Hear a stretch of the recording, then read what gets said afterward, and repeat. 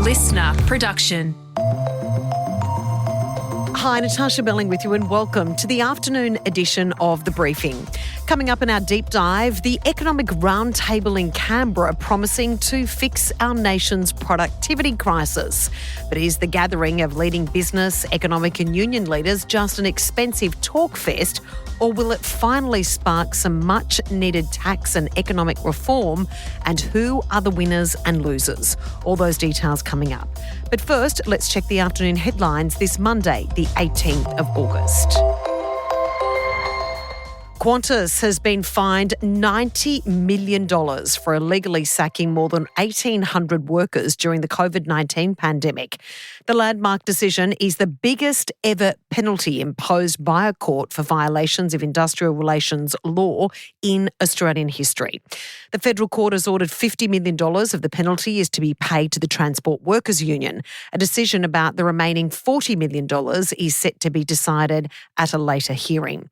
Here's Michael Keane from the TWU outside court after the historic ruling. This was an egregious wrong that had to be righted. It's wrong to say that we're happy today, but it is right to say that our union, and that means 60,000 members of our union, which took on this risk, which took on a fight, a battle 5 years ago, which no one said we could win, feels vindicated.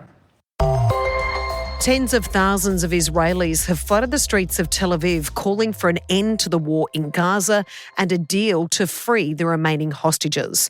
Around 50 hostages are believed to still be in Gaza, with just 20 thought to be alive. Protesters have gathered weekly in Tel Aviv's Hostage Square for nearly 2 years, but Sunday's rally was the largest yet. Protest organisers, the Hostage and Missing Families Forum, estimated up to 500,000 people took part, though police have not confirmed that figure. Here's protester Tamar Mirin speaking with Al Jazeera. I'm here today because this is our last chance to stop the insanity, stop the war, stop the government from sacrificing our hostages, sacrificing many more soldiers, sacrificing basically us and the Palestinian people for its own political gain. Prime Minister Benjamin Netanyahu condemned the protests, warning they would, quote, harden Hamas's position and draw out the release of hostages. And a surfer has had a very lucky escape after a close encounter with a shark in northern New South Wales.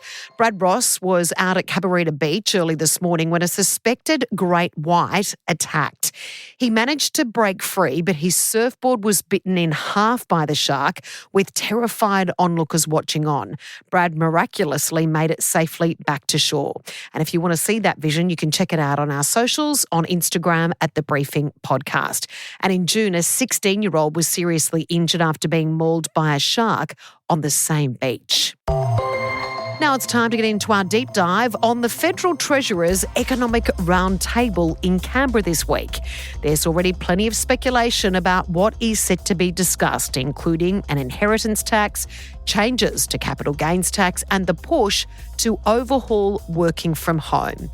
So is it a complete waste of time, or will our nation's brightest finally deliver some meaningful economic reform? Crikey's political editor Bernard Keane joins us to unpack the agenda and share his thoughts on what may happen. Bernard, thanks so much for joining us. From your professional point of view, we're set to see this economic roundtable this week, headed by the Federal Treasurer, Jim Chalmers. What is this about? This is an exercise that began life just after the election, when Labor was under a lot of pressure to use their big majority to achieve something. And there's been a lot of debate for quite some time about the lack of productivity growth in the Australian economy. That actually goes back a long time.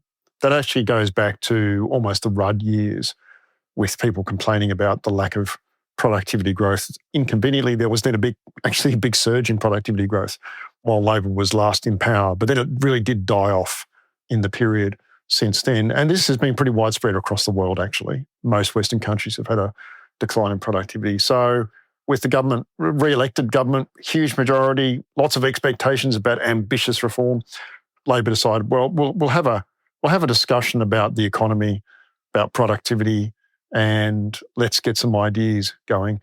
it then kind of morphed a bit into a tax debate as well, which is linked to productivity, but it's kind of a separate issue because as a society, we are at the federal level, we're spending a lot more money than we used to in terms of proportion of GDP, but the amount that we're taxing ourselves hasn't gone up. So we've got a tax to spending problem that's been around now for a while. So we've got a couple of issues that the government theoretically would like to sort out, but all of this stuff comes with so much political baggage that the chances of it actually leading to anything really significant is, I think, pretty low, because anything really significant is going to have losers. And, we don't like to create losers with public policy anymore.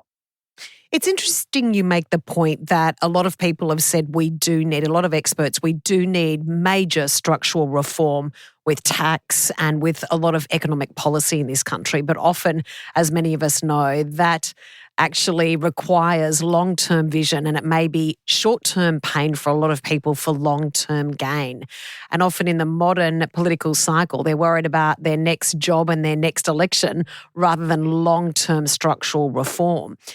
What's the chance, do you think, we'll see out of this, Bernard, some key policies that will make a big difference? I suspect there'll be some sort of small fry policies. Jim Chalmers today has flagged getting rid of a lot of nuisance, what are called nuisance tariffs. These are little tiny tariffs that apply to imports that raise very little revenue, but actually kind of cause quite a bit of economic harm because, like things like they impose costs on business to comply with them. He said we're going to get rid of those. He says it's a modest reform, but, it's certainly worth doing. In terms of the big structural reforms, again, they come with too many losers. And there is an argument that if you have a big package of, a dozen reforms, then there's going to be so many winners and losers in all that you're better able to sell a giant package rather than you're able to sell one package. But our system of politics is really about enabling people who want to influence outcomes.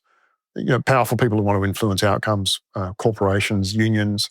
We give them lots of opportunities to influence those outcomes. And if they do see a package that is going to give, undermine their profits or undermine things that they want for their members, then I think there tends to be very little chance of actually delivering those. One of the things that we have had out of this process, like the lead-up process, is I do think we've got a better handle on what our productivity problems are, which is something that we've been talking about productivity now for years and years. And it's not really clear. A lot of us have had a strong sense of what's actually causing it. A couple of things have emerged from this sort of lead-up process, the debate ever since the government announced this. One is that we've got to find a way to encourage more investment by business because that's leading to, basically less machinery for workers to use, i.e. we're getting a decline in productivity from that. Because we're getting older and because we want women in the workforce, we've got a much bigger caring economy, and because we want to have people with disabilities, we want to have them lead a decent life. We are spending a lot more on caring than we used to in healthcare, aged care, disability care, childcare, and that's not amenable to high productivity growth. It's not amenable to machines. You can't have robots doing it. It is labour intensive. It's always going to be labour intensive. We want it to be labour intensive. That's how you get high quality care. And the bigger health and caring is in the economy, then proportionally you're going to have lower productivity growth. And that's been a realisation that's emerged from the last couple of months. And what are you going to do about that? Are you going to, not spend as much on health? Are you going to not spend as much on disability care?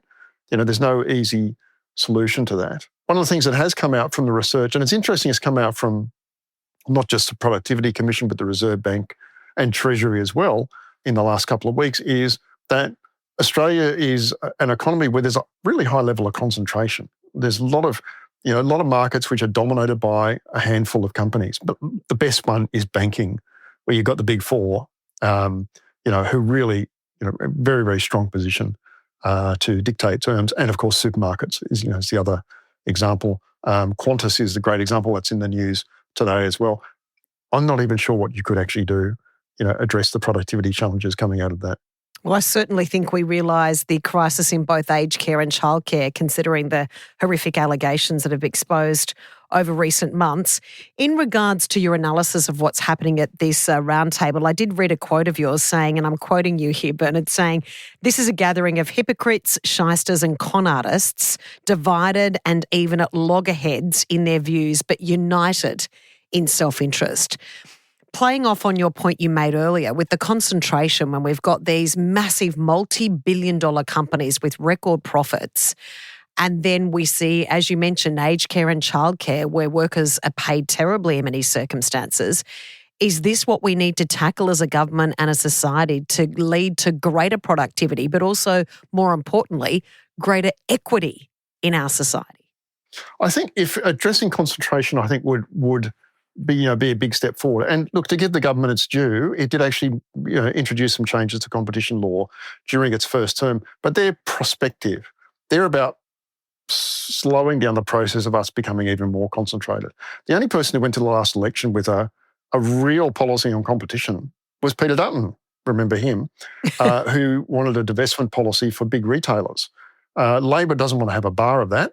The idea of breaking up big companies, absolutely anathema to Labor. The Nationals are really the only party in Parliament who are, and I don't find myself, praising the Nationals too often, but they're the only party, along with the Greens, who really want to get stuck into the issue of concentration. But it's completely absent from the agendas of big business at the Productivity Roundtable. Funnily enough, it's actually absent from the agenda of unions as well. We're seeing a lot of ideas from the unions like a 4-day working week. But the thing that strikes me about all the ideas pitched up by the participants to this is there's all this weird coincidence that every single idea anyone puts forward happens to be something that serves their interests, which they claim is actually really good for everyone else. And it's a really strange coincidence that there just happen to be all these things that are wonderful for business, which business happens to insist are great for the economy, or the trade unions coming forward and saying, look, if you give us all these things that are great for workers, then you're going to have all this great productivity boom. What we're just seeing is we're seeing vested interests come into the room and push for their own interests, not for the national interest. And if you go back to the Hawke and Keating years, and we don't want to, let's not wax too nostalgic about the Hawke and Keating years. I think there's a nostalgic glow about that that's sometimes unjustified. But one of the things that Bob Hawke did was, he sat down with unions and got them to agree to real wage cuts after a long period of real wage increases that had driven inflation in the 70s and early 80s.